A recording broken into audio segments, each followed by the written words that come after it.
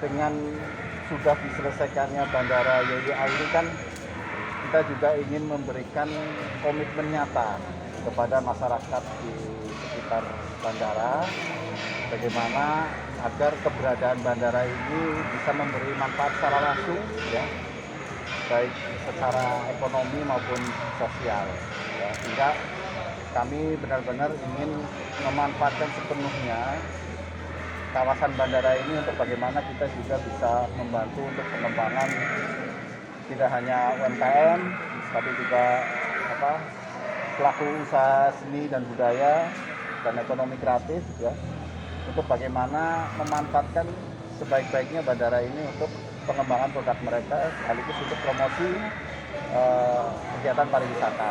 Ya, jadi saya kira ini merupakan satu kesempatan yang baik ya, apalagi nanti setelah pandemi COVID berakhir, jumlah penumpangnya akan semakin banyak sehingga diharapkan daerah ini juga menjadi kawasan yang ramai dikunjungi. Tidak hanya orang yang mau naik pesawat tapi juga menjadi destinasi baru di Kulon Progo ya, untuk orang yang ingin belanja, menikmati pertunjukan seni. Ya, jadi memang harapannya tentu saja ini bisa membantu peningkatan ekonomi daerah di Kulon Progo. Pak, untuk pemilihan UMKM-nya seperti apa sih Pak yang boleh di sini? Ini kita lakukan dengan kerjasama dengan Java Connection sebagai koordinator, terus kemudian ini melibatkan juga dari Dekranasda dan pokoknya kerjasama dengan seluruh stakeholder terkait ya. Bagaimana kita bersama-sama tidak hanya menyiapkan tapi juga nanti mempromosikan ini menjadi satu kawasan yang saya kira bisa menjadi destinasi baru di Kulon Progo. Ya. Ini dalam kondisi pandemi COVID ini, saya kira ini satu semangat yang luar biasa ya. Artinya situasi memang membuat kita semua tidak nyaman ya, kita semua sulit. Tapi saya kira ini satu kesempatan yang sangat baik untuk bisa bangkit dan bisa terus mengembangkan kegiatan ekonomi kita di sini. Ada berapa tenan, Pak? Ini akan kita operasikan secara bertahap. Jadi untuk tahap awal ini 20, tapi nanti akan terus berlanjut. Ya. Karena jumlah UMKM yang kita siapkan nanti sekitar 250 UMKM. Sekarang Udah ada malah ya. Jadi nanti kawasan UMKM terbesar yang ada di bandara itu ada di YWA. Ya. Karena kalau kita bandingkan dengan yang di dalam kan ada juga itu yang pasar Kota Gede. Itu 1.395 ya, luasannya itu menampung 600 UMKM. Tambah lagi di sini mungkin sekitar 3.000-an lebih ya, yang melibatkan berapa total 2.500 UMKM.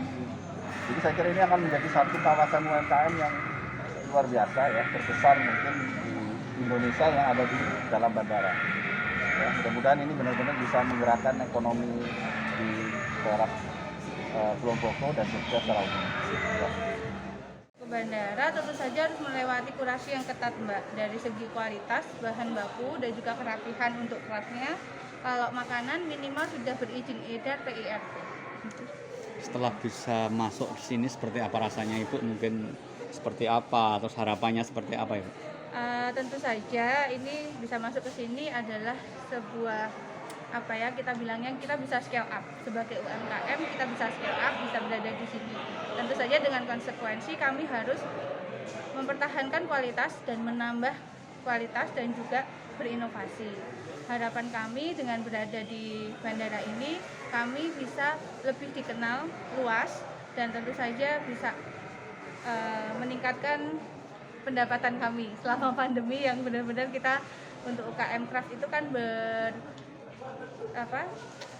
dengan pariwisata, berhubungan erat dengan pariwisata. Ketika pariwisata lockdown, maka kami Craft sama sekali tidak ada tamu. Dan kebetulan alhamdulillah kita bisa berada di sini. Mudah-mudahan harapan kami bisa bertahan dan merangkak naik untuk Craftnya. Kalau produk yang dijual sendiri apa? Produk yang di galeri ini ada dari UMKM Mbak, ada UMKM Craft, ada UMKM makanan. Selain mereka memasukkan produk ke sini, kita juga pendampingan untuk kualitas dan juga packagingnya supaya bisa lebih bagus yang berada di sini karena harus kurasi ketat untuk itu. Tapi kalau di sini kan memang pajaknya mahal ya Mbak. Mungkin apakah itu nanti nutup atau seperti apa Mbak terkait? Sangat mahal bagi kami UMKM, tapi kalau kami tidak nekat, kita tidak tahu kesempatan datang berapa kali. Kesempatan itu hanya datang satu kali. Ketika kami tawari, kami ambil dan kita hanya bisa berusaha. Allah yang menentukan nanti, Mbak. Kalau nama UMKM-nya apa, Mbak? Kami satu kesatuan UMKM kami beri nama Galeri Belik. Sebetulnya Galeri Belik itu ada dua, Mbak. Yang pertama di Ngaglik Sleman dan ini galeri kedua kami yang di sini. Ya. Ya, oke, Mbak, makasih. nama lengkap sama posisi jabatan, Mbak? Saya Indri Widianti. Sebetulnya saya pemilik dari Jogja Vanisha Craft dan saya dipercaya untuk mengelola Galeri Belik baik yang di Ngaglik dan di sini. Jadi saya sebagai pengelola.